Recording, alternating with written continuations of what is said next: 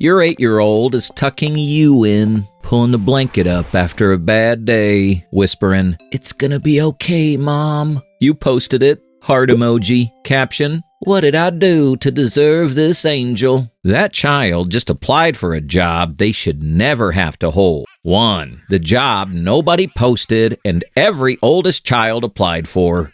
Psychologists have a word for it, parentification, the moment a child and parent quietly swap roles. Researchers at the University of Haifa studied women who grew up this way, and the phrase they kept using was, "like stepping on glass." It starts with a gap.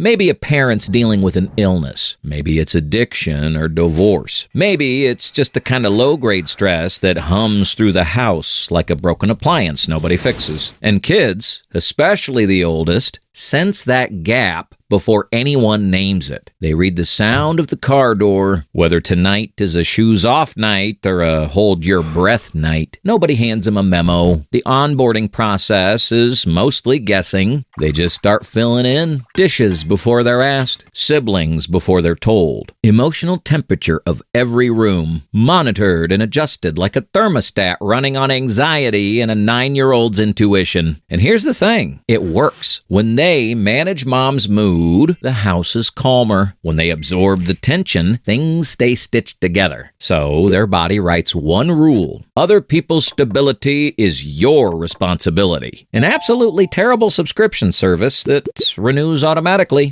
2. Why the most praised kid in the room is the one you should worry about.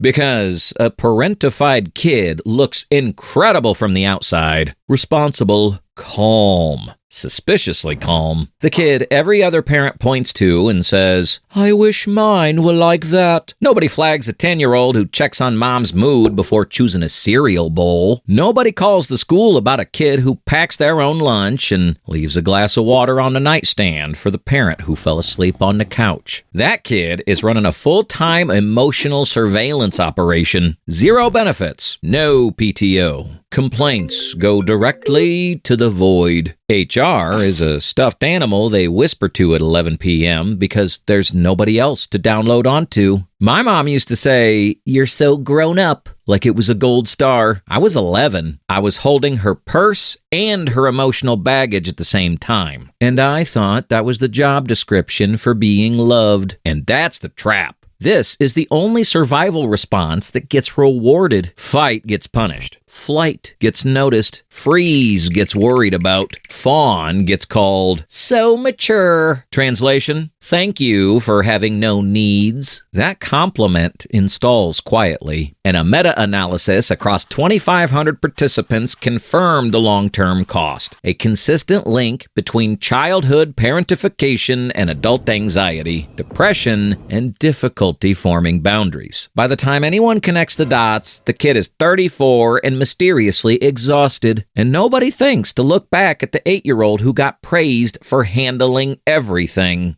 3. What gets deleted when a child runs out of bandwidth? Here's what competence costs when you acquire it at 9. When your attention is permanently pointed outward, figuring out which version of dad's coming through the front door tonight, the part of you that's supposed to be building preferences, opinions, and a personality gets starved of bandwidth. You can't develop a self when all your processing power is running tech support for someone else's emotional mess. Ask them what they want for dinner, for their birthday, for their life. The question lands, and something behind their eyes just recalculates. That pause has nothing to do with the difficulty of the question. It has everything to do with the fact that they've been answering whatever you want, a phrase that somehow became a personality since before they had a locker combination. Research links this to alexithymia, difficulty identifying your own emotions while becoming fluent in everybody else's. They are the most emotionally intelligent person in the room for everyone else. For themselves, the signal went to voicemail years ago. The mailbox is full and nobody remembers the password. That mood check before you pick a sentence, that's the job you were hired for at 8. You just never got the interview. 4. The relationship skill everyone admires that is actually a scar.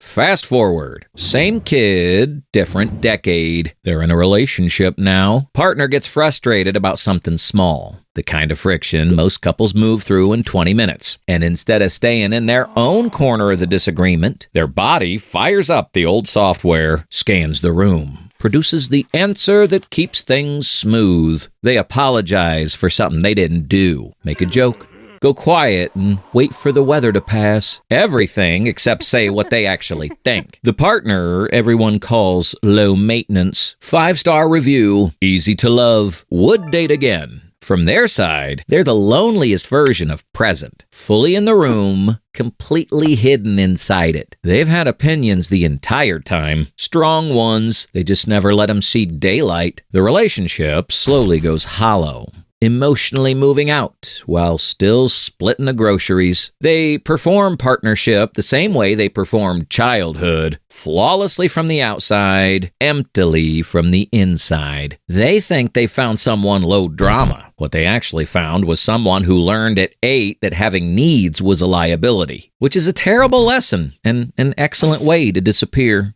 And at some point, the resentment that has nowhere to go starts finding side exits. Fatigue, withdrawal, a quiet distance that neither person can quite name. One day, their partner says, "I feel like I don't really know you," and they don't have an answer because they stopped practicing one somewhere around age 11 when knowing themselves became less important than keeping someone else from falling apart. The relationship skills everyone admires them for? Humanity really loves rewarding symptoms when they're convenient. Those are the scars, repackaged as charm.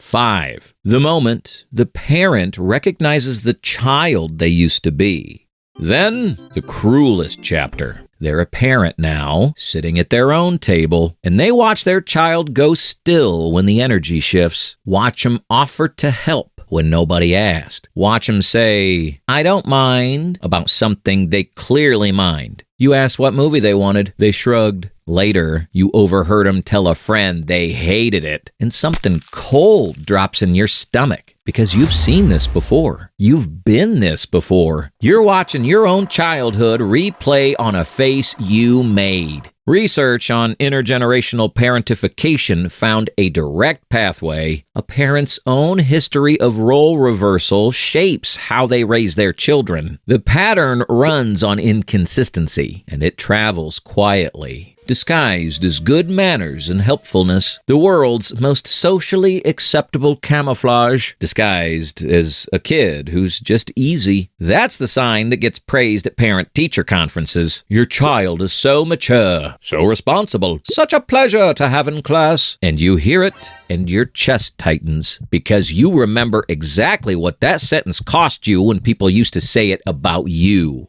6. The signs that get praised at parent-teacher conferences.